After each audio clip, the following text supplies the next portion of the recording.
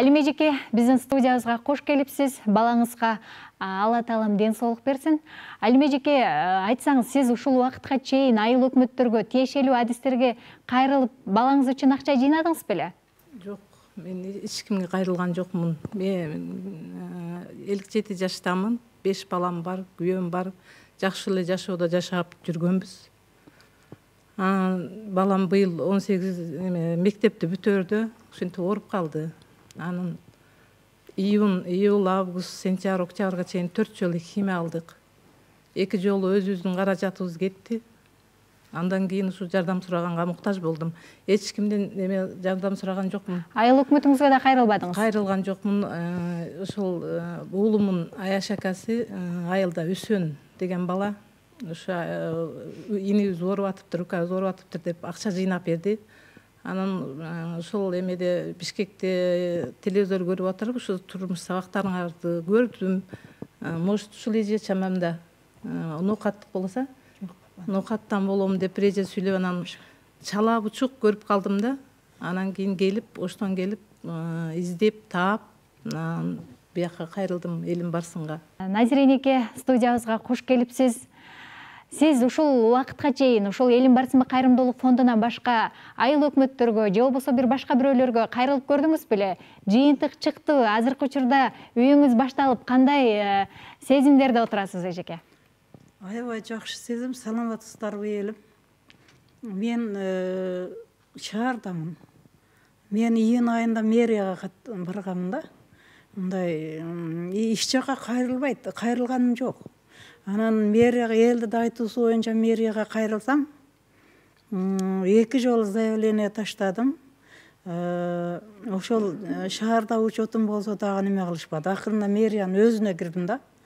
Баягы 105 кабинетке таштагам да заявлениелерди. Анан бетки суд защитага кайрылгам. Анан акыры мэриянын өзүнө кирдим. Өзүнө кирсем, 2 жигит мындай аткарабыз деп аябай сөз беришип, 1 аптанын ичинде келиңиз, 1 аптанын ичинде баары болот деп, бирок аткарышкан жок. Анан жакында 105 кабинеттеги кыз звонок кылды. Жаз да беребиз, эже, жаз да жардам беребиз сизге дешти. Анан мен Элиң Барсыңбыны көрүп эле жүргөмүн тиги. Анан Элиң Барсыңбы деп немесине атынан неме элге жардам берет экен да деп жүргөмүн да. Эми насип экен, быйыл кайрылдым да. Анан Элиң Барсыңбыга кайрылдым, баарын айтып. Рахмат ушу балдарга. Ушу балдарга Кудайым ден соолук, кажыбас кайрат берсин, элге жардам берип жүрсүн, өмүрлөрү узун болсун. Рахмат эжеке. Мынакей апалар, агалар, байкап турсаңыздар керек. Бул жерде бүгүнкү башкы темабыз ичкилик. Ичкиликтин айынан Тынар эжекебиздин үй бүлөсү бузулган. Ичкиликтин айынан Назира эжекебиздин үй бүлөсү бузулуп турат. Ичкиликтин айынан ушул Сүйүмкан Кыргызбаева дагы 7 баласын өзү багып келе жатат. Албетте ушул көрсөтүүдөн биздин көрүп турган жалпы жарандарыбызга чоң сабак болору бышык деп белгилеп кеткибиз келет. Арактын айынан көп турмуштар жабыркап атат да, көп адамдар. Ошон үчүн мына мыйзам чыгаруу палатасы депутаттар ошону аракты саттырбай токтотуп эле койсо болот эле, ошого да мыйзам чыгарып койсо жакшы болот эле. Анан депутаттардын санын көбөйтпөй, азайтып туруп ошо депутаттардын айлыктарын могул инвалид балага окшогон карапайым жумушчулардын акчасын көбөйтсө деп ойлойм да. Чындыгында айыл өкмөттөргө деле акча аз бөлүнөт. Биздин арабызда ушу депутаттардын 50% өтө бай жашайт да. Ошолор жардам бериш керек ушул окшогон адамдаргачы. Мен ошодон сурап кетет элем. Мына Элим Барсыңбы коомдук фондуна чоң ыраазычылык билдиребиз. Ушундай карапайым адамдарды эстеп, ушундай жардам берип аттыр. Эмне үчүн бийликтеги чиновниктер, байлар жардам бербейт? Аларды эч укпай атабыз.